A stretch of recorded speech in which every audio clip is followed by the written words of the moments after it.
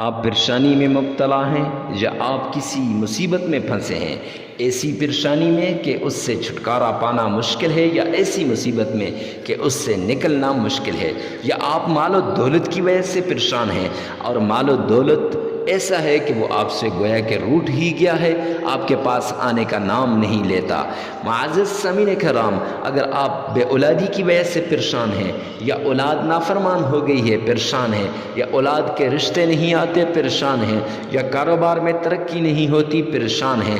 یا آپ کی زندگی میں کوئی ایسا مقدمہ آ گیا ہے کہ اس سے جان نہیں چھوٹتی پریشان ہیں، یا آپ دشمنوں کی وجہ سے پریشان ہیں، دشمن جادو کے ذریعے سے، جنات کے ذریعے سے، نظر بد کے ذریعے سے آپ کو تنگ کر رہا ہے، آپ پریشان ہیں، تو ہر پریشانی کا ایک حل، ہر مصیبت کا ایک حل، ہر حاجت کو پوری کرنے کا ایک حل، وہ وظیفہ جو آج ہم آپ کو بتائیں گے کہ ہر نماز کے بعد لا حول ولا قوت الا باللہ یہ کتنی مقدار میں پڑھنا ہے تاکہ اللہ رب العزت کی معیت حاصل ہو جائے، تاکہ اللہ کا قرب حاصل ہو جائے، تاکہ اللہ سبحانہ و تعالی آپ کی ساری پریشانیوں کو دور کر دے، ساری مصیبتوں کو دور کر دے، ساری حاجتوں کو پوری کر دے۔ اگر آپ کے بچوں کو نوکری نہیں مل رہی، نوکری کی وجہ سے پریشان ہیں، جاب کی وجہ سے پریشان ہیں، یا کوئی ایسی پریشانی ہے جس کو شیئر نہیں کر سکتے، کوئی اندرونی بیماری ہے،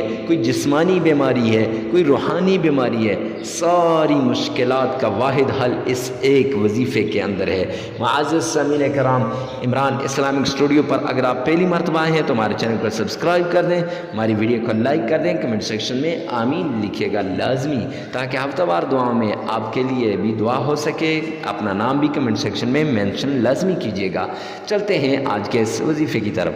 آپ نے جو ہی نماز پڑھی، 5 وقت کی نماز پڑھیں، 5 وقت کی نماز پڑھنے سے میرا اللہ راضی ہوتا ہے، دنیا کے سارے مسائل نماز کے ذریعے سے حل ہو جاتے ہیں۔ جب انسان نماز پڑھتا ہے اس کے سارے مسائل حل ہو جاتے ہیں۔ نماز پڑھنے کے بعد آپ نے وہیں پر بیٹھے ہوئے 3 مرتبہ تعوذ پڑھنا ہے، اعوذ باللہ من الشیطان الرجیم، 3 مرتبہ بسم اللہ پڑھنی ہے، بسم اللہ الرحمن الرحیم، 3 مرتبہ درود پاک، اللہم صلی علی محمد وعلی آل محمد، پورا درود پاک پڑھ لیں تب بھی ٹھیک، نہیں تو یہاں تک پڑھنا بھی کافی۔ اس کے بعد آپ نے 33 مرتبہ لا حول ولا قوت الا باللہ، یہ یہاں تک آپ نے 33 مرتبہ پڑھنا ہے، لیکن یاد رکھیے گا لا حول ولا قوت الا باللہ پڑھتے وقت آپ کی آنکھیں بند ہوں، آپ کا چہرہ قبلے کی طرف ہو، آپ کے ذہن میں میرا اللہ ہو کہ اللہ کے سوا